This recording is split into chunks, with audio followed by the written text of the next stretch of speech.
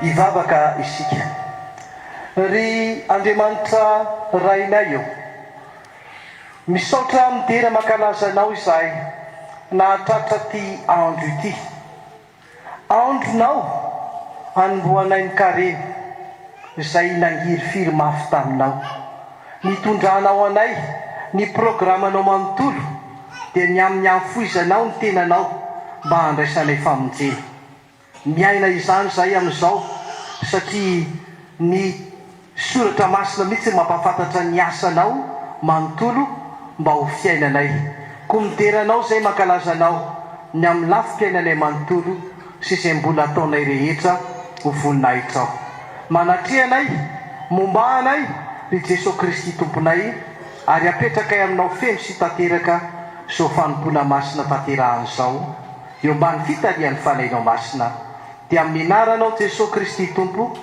no anaovana ny vavaka. Amen. Petraka ianareo.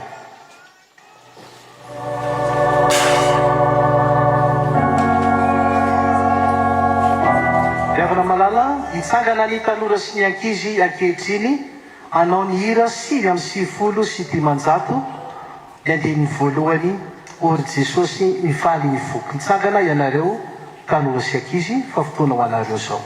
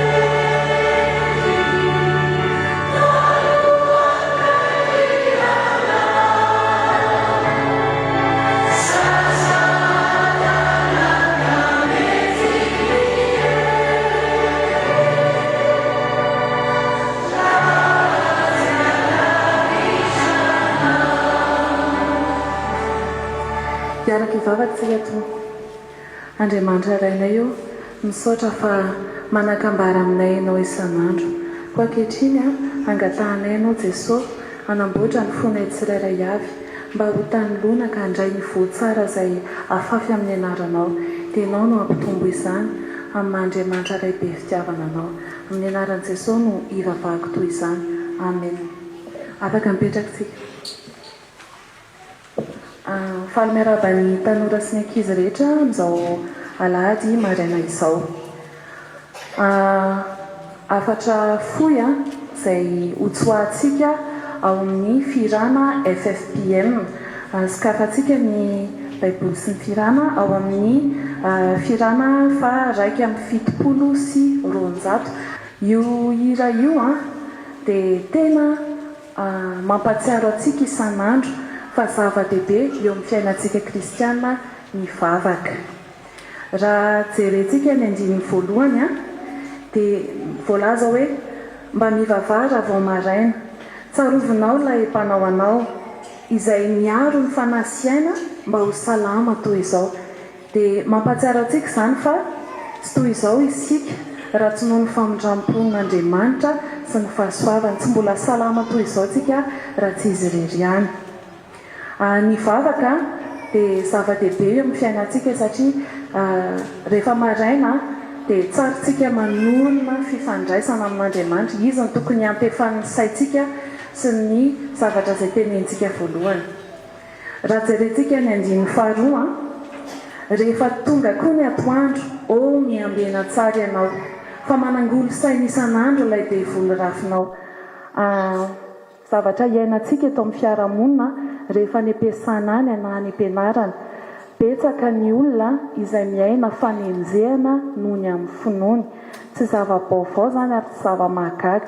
Dia ny vavaka no fitaovana lehibe indrindra sady matanjaka indrindra ahafahantsika manana fiadanana ary indrindra anoherantsika ny devoly izay mamafy sain-dratsy isan'andro mba ahafahantsika anota eo imasin'Andriamanitra. Jerentsika indray ny andininy fahatelo, raha alina mangina ka atory, tsarovy eo ny ota izay natao ka dia hifono mafy sy hitsory fandrao maningotra anao.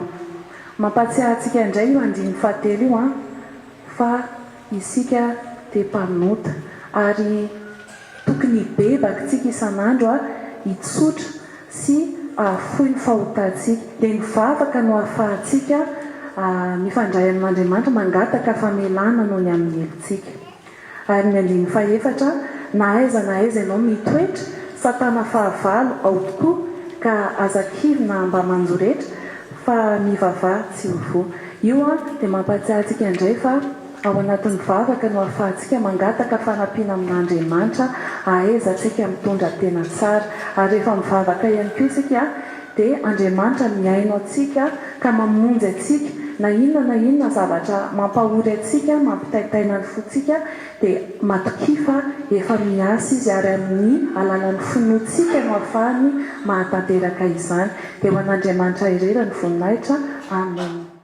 Haniny fampokavana isika eo havana malala tonga amin'ny fotoana izay anaovana ny vavaka sy ny famakiana ny tenin'Andriamanitra.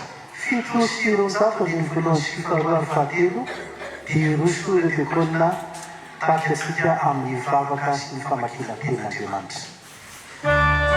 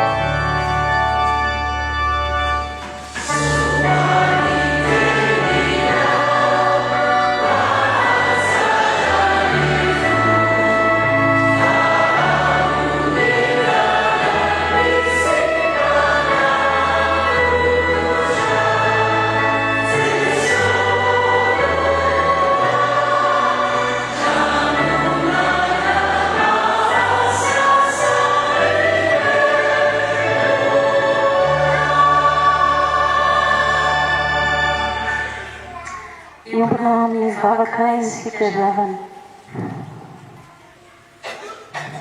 midera anao izay iray io izay nay amin'ny alalan'i Jesosy Kristy zokinay fa mamy ny teninao soa ny teninao teny velona ny teninao mahadio mahasasa manavao ary manamarina anay mitahiry anay ary lalana sy fahamarinana ary fiainana indrezany afalinay izay io mbola afaka iaina amin'izany teninao izany ankehitriny koa tonga ankehitriny ny fotoana amakina sy anambarana ny afatra ao avy amin'izany teninao izany misaotra makasitraka anao satria tombony ho anay izany ary nataonao izany mba amola volanana indray ahafahanay mijoro vavolombelonao dia ianao Jesosy Kristy lay maty ny solo ny elokay teo amin'ny azo fijaliana ary ampitomboanao anay ahafahanay iankoa manambara ny fahatsaranao ety amin'izao tontolo izao dia lay famonjenao fatsianao izao tontolo izao ka dia nalatsaka ao ny ranao fanavotana anay fanay masonao avy mamenao ary mitary lalana sokafo ny fonay ahafantaranay ny sitraponao hitehirizanay izany sitraponao izany mba tsy handalo fotsiny aminay ny teny fa hitoetra ty anatinay mba tsy hanotanay aminao koa mangataka indrindra aminao izay sokafo ny masom-pananay tsirairay avy izay tonga eto andrio mba handray ny afatra avy aminao ka tsy ho fotoana ho fahazarana fotsiny ihany ahenonay ny teninao fa tenao fotoana mamy indrindra satria ny teninao mamy noho ny tantely ao ambava koa mitendreny vavany mpanomponao tsirairay avy ny lelan'izy ireo anambara sy amaky ny teninao hitandrina tsara ny famakina izany teninao izany ary ny mpanomponao ihany koa izay notendrenao anambara ny sitraponao aminay fanay masonao aoka ianao no ametraka ny teny ao ambavany ka izay sitraponao ireriany no ambarany aminay dia toy izany izay izay rehetra tonga eto aza vela isy ialamaina fa tena andray ny afatra avy aminao ary hitombo amin'ny fahalalana tsara anao Jesosy Kristy ny voninahitra dia asandratra eo anao rery ihany izay anao hatramin'ny taloha indrindra ary anao mandrakizay amin'ny anaran'i Jesosy misaotra indrindra raha eo fa fantatray fa manatrika eky anao sady manakambara aminay amen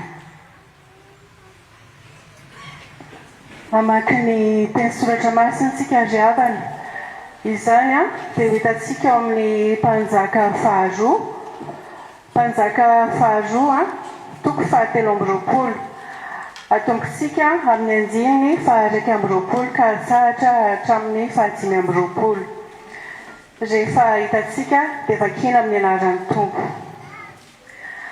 ary ny mpanjaka nandidiny vahoaka rehetra hoe tandreo mipasika an'i Jehovah Andriamanitra reo araka ny voasoratra ao amin'ny bokin'ity falekena ity fa tsy misy pasika no tandremana toy izany hatramin'ny andro mbitsara izay nitsara ny Israely na tamin'ny andro rehetra nanjakan'ny mpanjakan'ny Israely sy ny mpanjakan'ny Joda fa tamin'ny taona 720 nanjakan'ny Josia mpanjaka no nitandremana izany pasika izany ho an'i Jehova tamin'ny Jerosalema ary ny nanao azy ho tsinjin-dravatra sy ny mpanao hatsarana sy ny serafima sy ny sampy ary ny fahavedavetana rehetra izay hita tany amin'ny tany Joda sy tany Jerosalema dia nesorony Josia koa mba hanatanterahana ny teny lalàna voasoratra ao amin'ilay boky hitany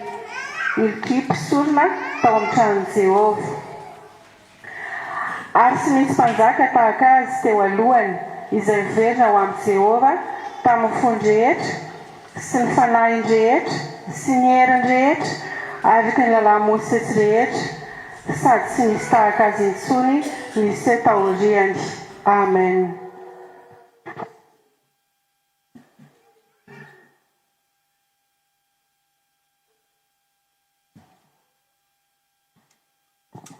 Tohizatsika ny famakiana ny teny soratra masina ao amin'ny filazantsara ny soratan'ny Matio.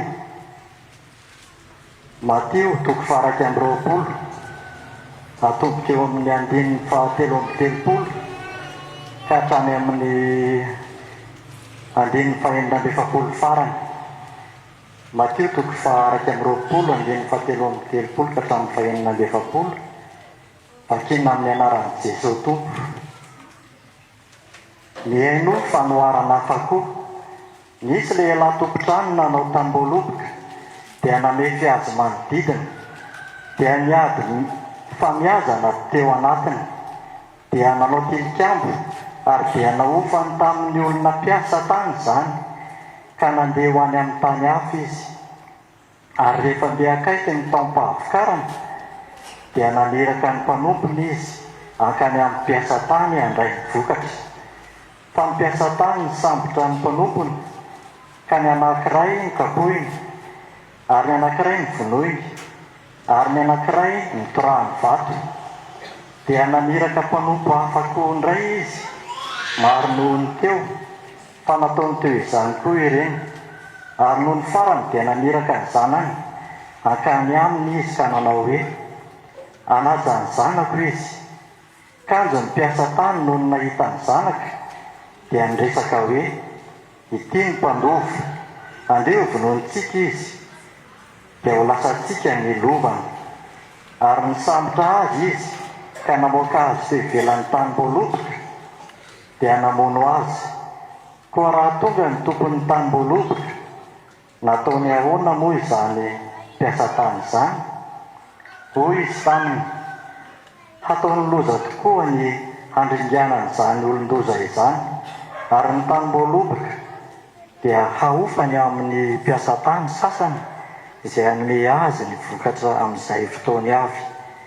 Ary hoy Jesosy taminy, tsy mbola nivakianareo va ny teny ao amin'ny soratra masina hoe ny vato izay nilavin'ny mpanao trano dia izy no efa natao fehizoro avy amin'ny Jehova izao ka mahagaga eo masontsika. Ary noho izany dia lazaiko aminareo hoe esorina aminareo ny fanjakan'Andriamanitra ka omena izay firenena mahavokatra ny vono. Ary izay potraka amin'ity vato ity dia ho torotoro, fa nazovina no ianjerana dia ho mongomongo. Ary rehefa reny lohan'ny mpisorona sy ny fariseo ny fanoharana nataon'i Jesosy dia fatany fa ny tenany no lazainy amin'izany. Dia nitady hisambotra azy izy saingy natahotra ny vahoaka satria nataony vahoaka ho mpaminany Jesosy. Amen.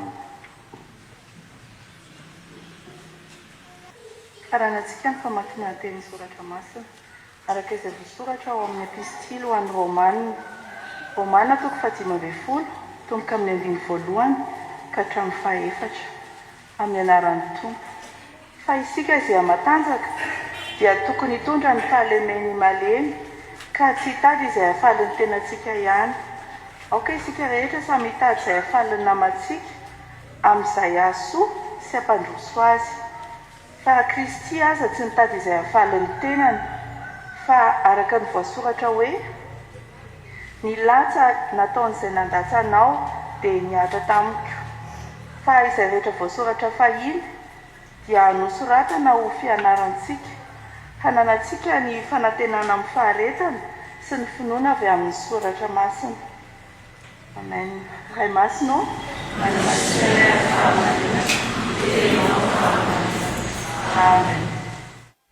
hitsangana isika riavana anao ny firana enina amby roapolo sy roanjato tompo bataillona aminao ny olonao.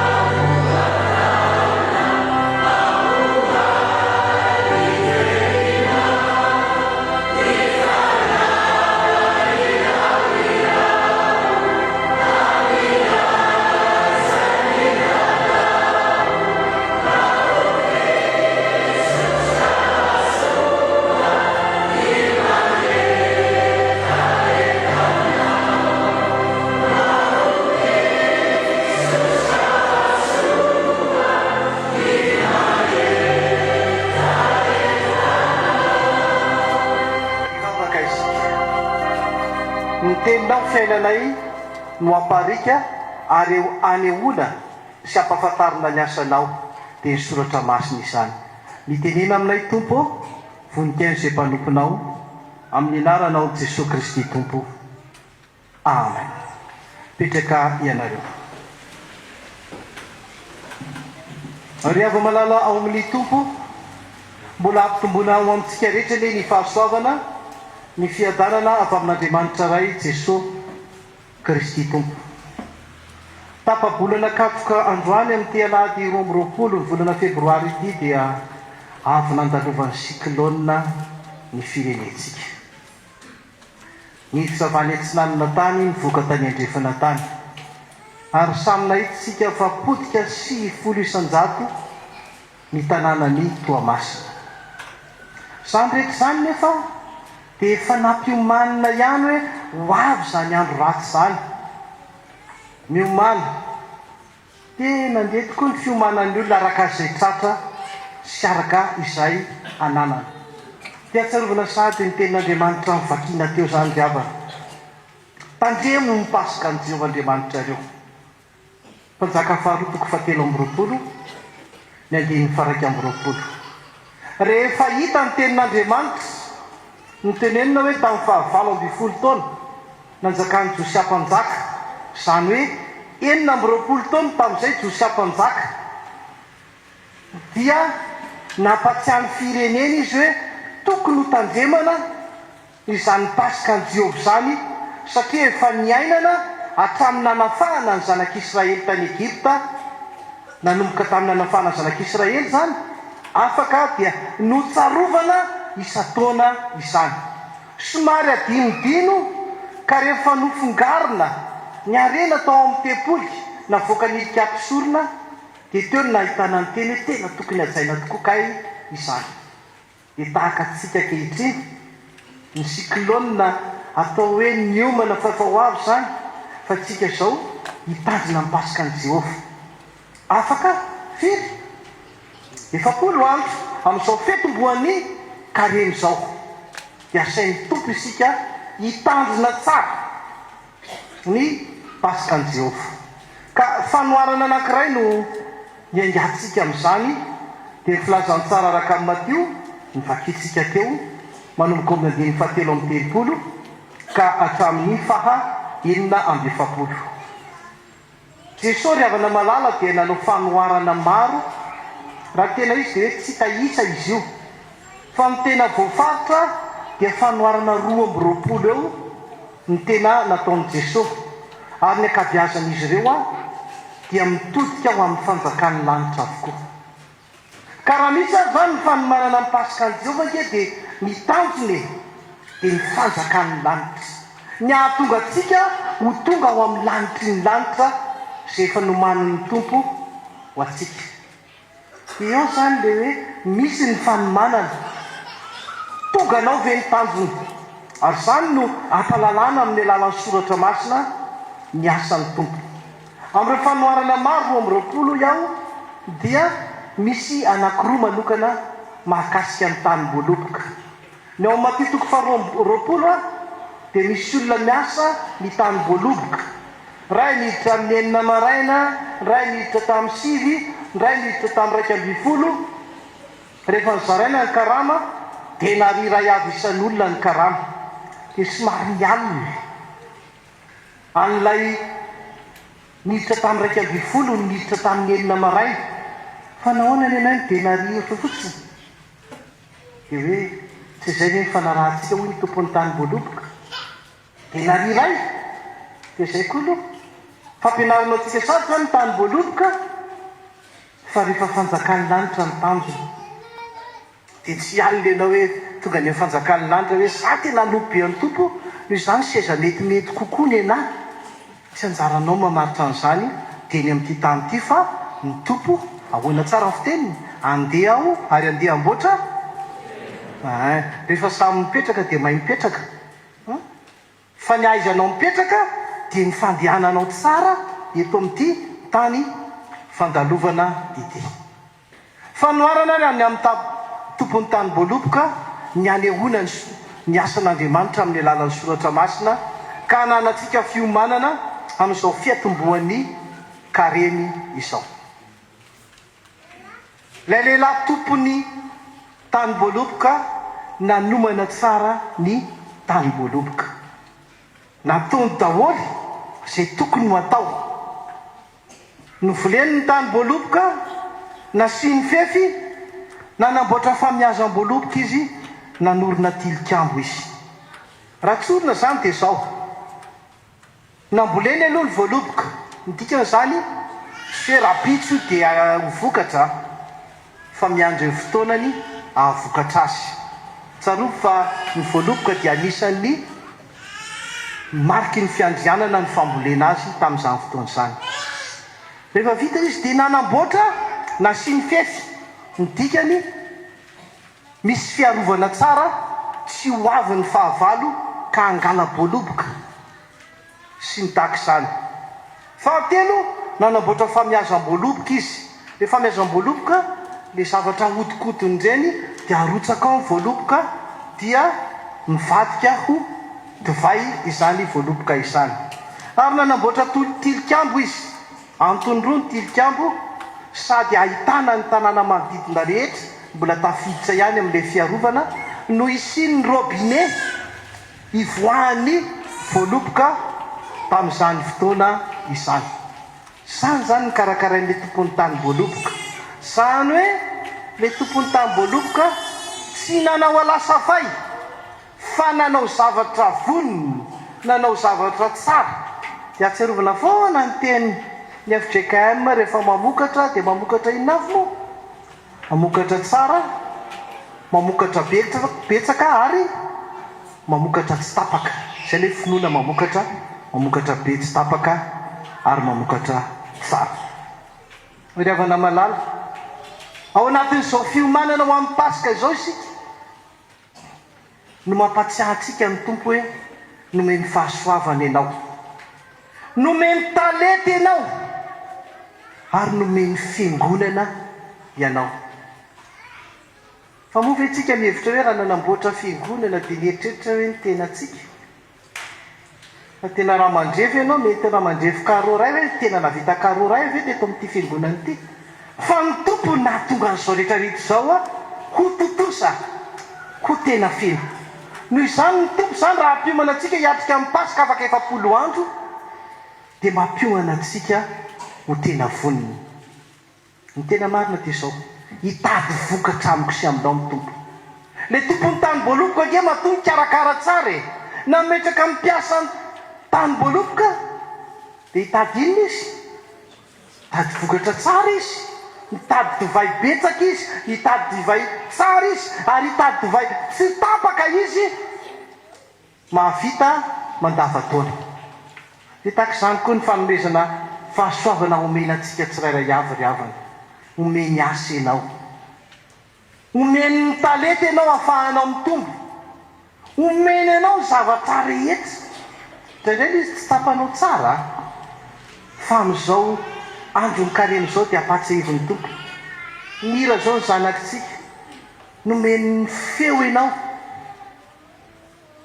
Okitsika aloha tsy alina ny feoany fa nomeny feo rehefa tsy nampiasainy reny feo reny a dia lasa izy tsy hita lasa n'izao tontolo izao dia ary amin'ny rehefa misy balina mariazy ary vao mihira mafy ny olona mamonjy mariazy amin'izao fotoana izao a dia zaka firana fahafiry re zany e mahay ainy kokoa no nihira ty am-piangonana ny hirany amin'ny mariazy le hirany tanora amin'izao fotoana izao tena mahay a io zaka raha mba ohatra n'izao ny hamafy ny fihiran'ny olona ny am-piangonana any fa mihira nge zany ankizy zany e mba jereo mianatra anyteny ndray zany tsy te hoe ohatr'izao mindana mamonjy mariazy na tsy voasa tsy hinan-kanina ary manao le fihiran'le ankizy an'le manaraka an'le orkestra tena mihira mafy tena mihira mafy tamin'ny herinandro ty moa zany zao ny atao hoe herinandro ny fitiavana nanatrika mariazy nanatrika ny anina fa ny firany isake li any nomba mamiko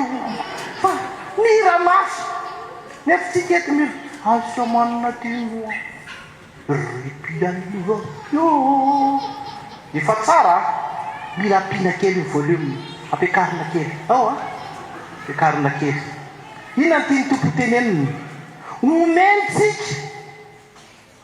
omentsika omena feo omena tanana ho amin'ny fankalazan'Andriamanitra io fiomanana amin'izao fiavian'ny paska izao hitady vokatra aminao zany tompo afaka 7 andro a amin'ny paska tsika moa mpanao vokatra volona amin'izany ve enao zao dia efa homanina ry havana ny fiatrehana izany vokatra izany inona nefa ny vokatra naseho an'ireo mpiasa ny tany voaloboka inavy nataon'izy ireo 5 ka hatramin'ny 7 ny sasany nokapohy sasany novonoiny sasany nitoraham-bato dia tsorovana amin'ny penikopa tamin'ny hery ny havana tamin'ny 5 febroary lasa teo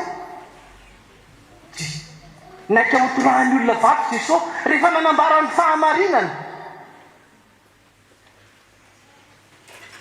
voentsika ilay olona nirahany ary faramoa ny tompony tany voaloka aleo ny zanako no alefako gava mba tsy haniny misy kanjo vao maika tonga le zanaka vao hoana nataon'ireo mpiasa ny tany voaloboka tao ty vonoana rehefa dingy any ty dia maniny atsika ny tany atsika ny vokatra ninga maika fotsiny amin'ireo mamy divay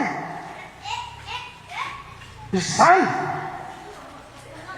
le netriretin'ireo mpiasa ny tany voaloboka noho izany ao anatin'ny fiomanana ny kareny tahaka izao a dia tandremo ry havana satria ny milaza ireo hoe nikapohana sy ny vonoin'ireo a dia niteny ny mpaminany hatramin'izay ary ilay zanaka dia Jesosy Kristy izay naninona koa no vonoiny vahoaka koa ho tafiditra ao anatin'ny tantaran'ny 7 andro zany amin'izao kareny izao no vonoina Jesosy nenjehana Jesosy fa tatery ty fanoharana ty zany dia efa fanoharana sahady ny amin'ireo soratra masina mampiseho ny asan'Andriamanitra ny zany anie ireo mpaminany ry Jeremia zany nga hafanyetsika mihitsy nivavaka ho an'le vahoakan'Israely nalefa tany Egypte rery Daniela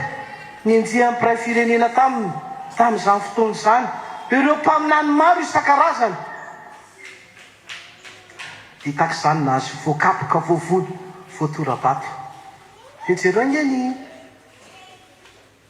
firana fa 7 sy 3 e 7 sy 3 dina ny tokony atao amin'ireny mpitora-bato reny ny 9 no vakitsika 7 sy 3 ny 9 inona ny tokony atao amin'ireny mpitora-bato sy mpanenjika reny ndao vakitsika miaraka manao hoe mandrosory mpanarato ao an-drano lalina misy ve hitora-bato any ho fitiavana raha kivy ny mpanota no ny aratsiny eto any Golgota amin'ny mpamonjiny anaovan'inona zany le mpitora-bato any io Valentin ny tena tiana tongavana zany amin'izao tapany faharoa zao dia zao ninona irosona ao anatin'izao karemy zao dia mety mahazo tahaka an'i Jesosy tsika ry havana mety mahazo torabato rendray ny kristianina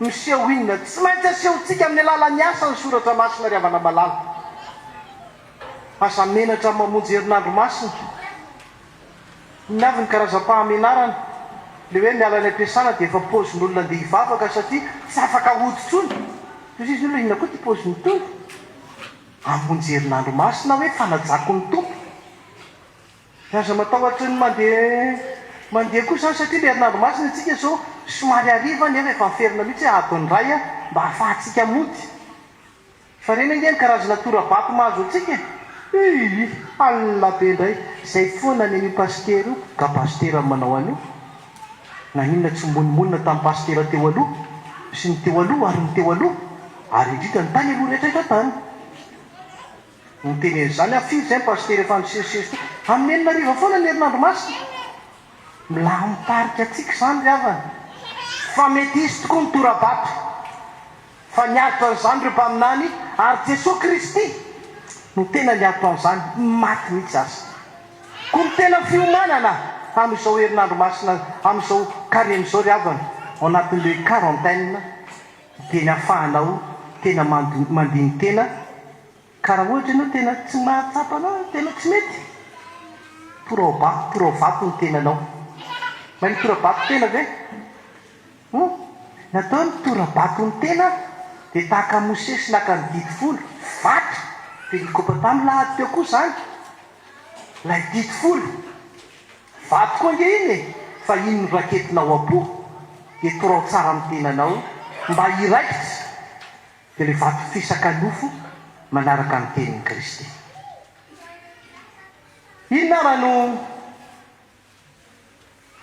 zavatra iseho rehefa tonga tokoa le hoe miandry zavatra miandry vokatra avy amintsika ny tompo tahaka ireto piasan'ny tamim-boaloboka ireto ny andiny faefapolo sy ny faraikam-befapolo no mitenin'izany manao hoe inona nataon'le tompony tamim-boaloboka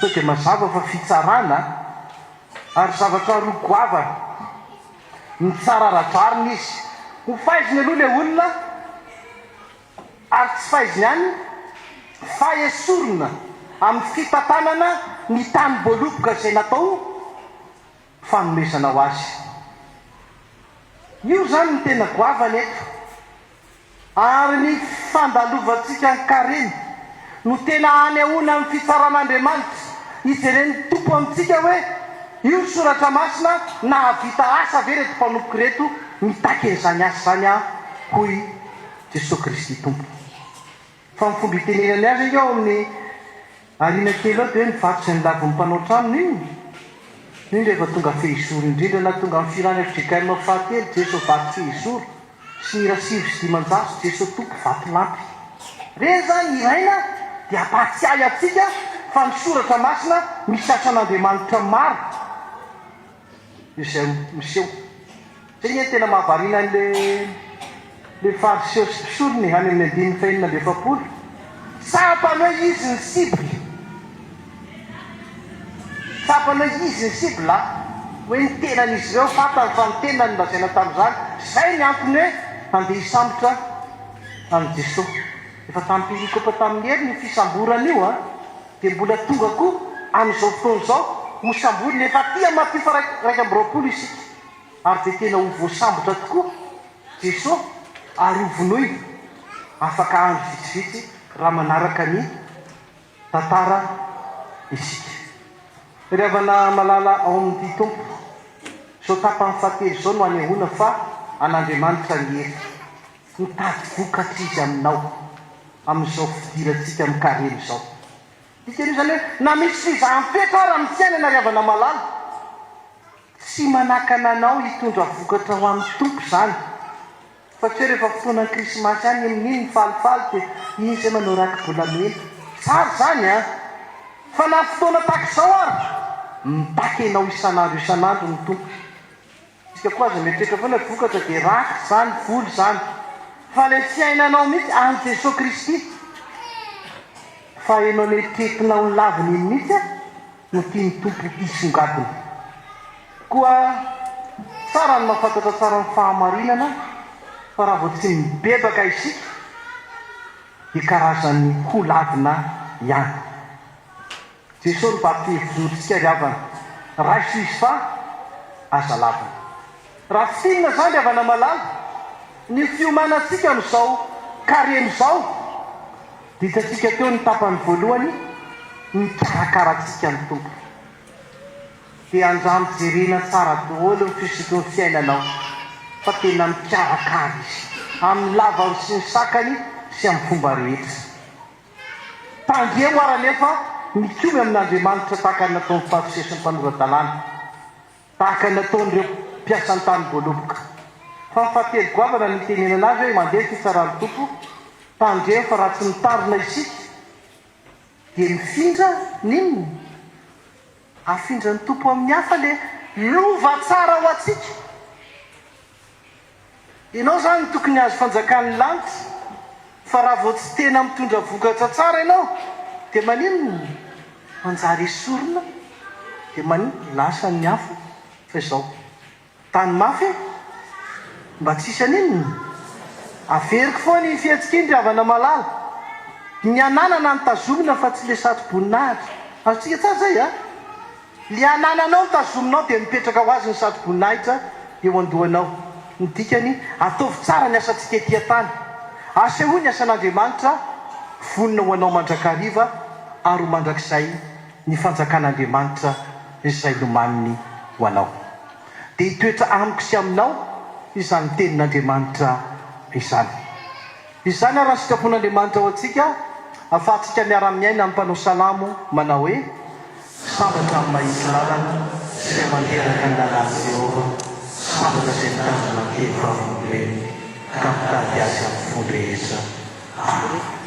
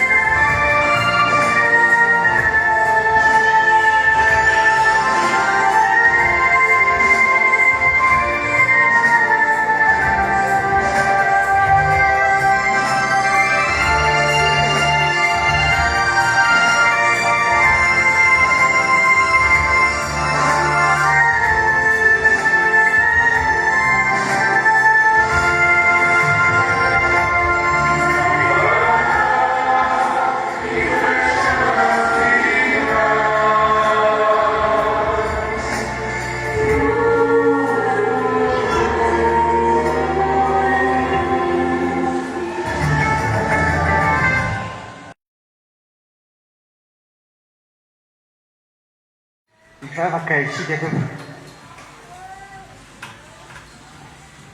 ry Andriamanitra rainay io mankalaza ny voninahitra ao izahay manoloana ny sitraponao izay nambara taminay. Misaotra indrindra fa niteny taminay ianao, nanolotra anay ny anjara tsara satria mitarianao tamin'ny safidy izahay ka nipetraka teo an-tongotrao Jesosy mba andre izany. Iny ry Andriamanitra ray tsy tanteraka izay manoloana izany sitraponao izany satria tsy mba niomana izahay. Fanambaranao ankehitriny fa ato anatin'izao karena izao dia mila fiomanana. Ilay Pasika manambara ny maha-Andriamanitra anao, eny manambara ny fitiavanao. Tamina monjenao ny firenenao tany Ejipta no amavonay ka tsy norarainay. Eny tona maro taty aoriana asehonao izany fa zava-dehibe loatra. Toy izany koa ireo mpanomponao mitondra ny hafatrao nanehoanay eritseritra notodianay ny hafatrao ny teninao teny fiainana nambarana ka nitsetrasetrahanay izay. Koa ny famindraponao no angafahanay ry Andriamanitra ray manoloana izany endrika fihodinana izany. Mamindrafo aminay Jesosy Kristy raiso izao fifonanay izao. Dia isaoranay ankehitriny ny teninao teny fiainana nambara taminay.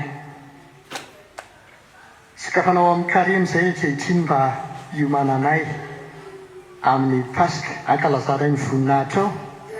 Ianao ilay manolotra anay ny talenta dia oentinay ireny mba ankalazana ny voninahitra ao hijoroana fahavolom-belonao eto amin'ny fitandremana sy amin'ny asa rehetra izay hitarianao fanay masina anay.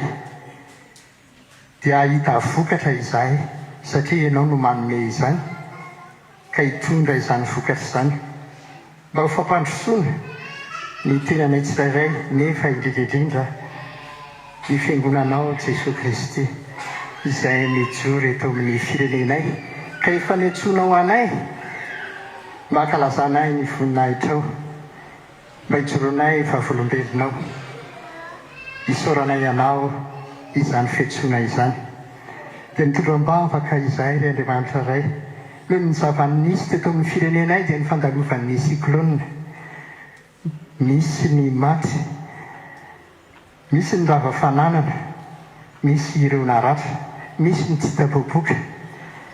Ianao anie hamangy ny fianakaviana tsirairay hitondra ilay fampiononana ary hitondra ilay fanantenana koa mba hitrakanay eo ambany fitarianao.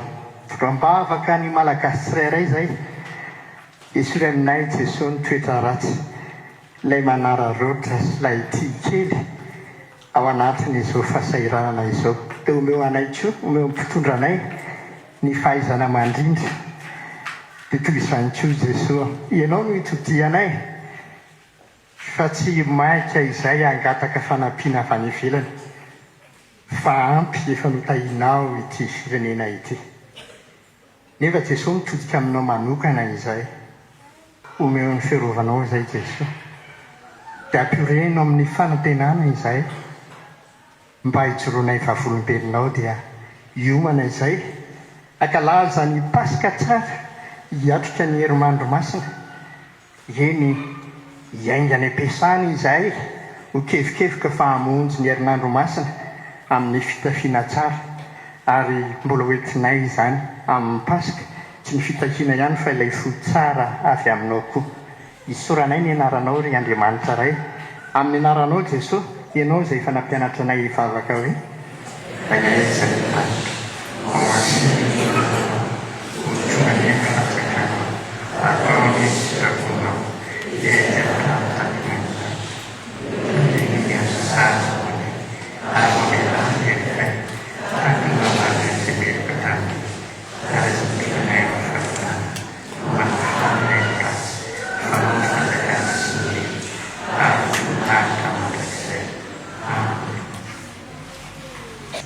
satria voavelahevoka isika dia ndeha hitsangana isika alona amin'ny fanekepona kristianina imbolana amin'ny fiangonana manerina izao tontolo izao manao hoe Andriamanitra Jesosy manao lanitra sy ny tany ary mino Jesosy Kristy zanandray tomana tombontsika izay tontolona tahafalay masina nateraka malefetsy mizana napaka tontolo rato nibona tamin'ny azo fitsarena matyka lalety midina tamin'ny fiainantsika misangana tamin'ny maty tamin'ny andro vahabe miakatra ho any an-danitra mipetraka fan'Andriamanitra Kristy avy amin'ny feny tsara mialasina Fala masina, fiangonana masina dia amin'izao tontolo izao, fiangonana masina, ifamelan-keloka, fitsanganana tena maty, ary fiainana mandrakizay.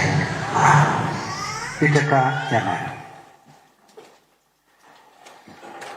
Amarana ny fotoana ary isika riavana malala, firana, FTKM fahatimy amby telopolo no ataontsika ho fitsanganana ry tomponay o avidy andray mitsodrano avy amin'ny tenin'Andriamanitra isika. Hitsangana isika firana FTKM fahatimy amby telopolo.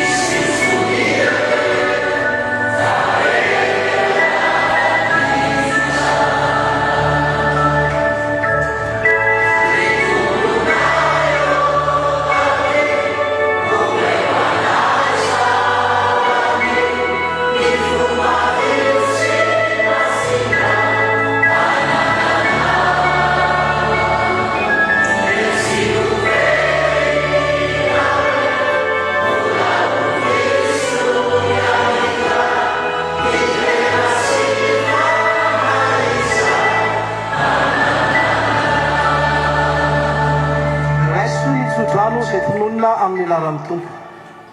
Manorina fiadanana ho anao Jehova fa ny asanao rehetra dia tanterahan'ny tompo. Miasa amin'ny fahamarinanao fiadanana ary ho vokatry ny fahamarinanao teo fiadanana sy fahatokina mandrakizay. Amen. Petraka anao vavaka mangina isika anavaonay fandroraterantsika eo anatrehan'Andriamanitra. Ho an'Andriamanitra ireny ny voninahitra amin'ny anarany iray sy ny Zanaka ary fanahy masina.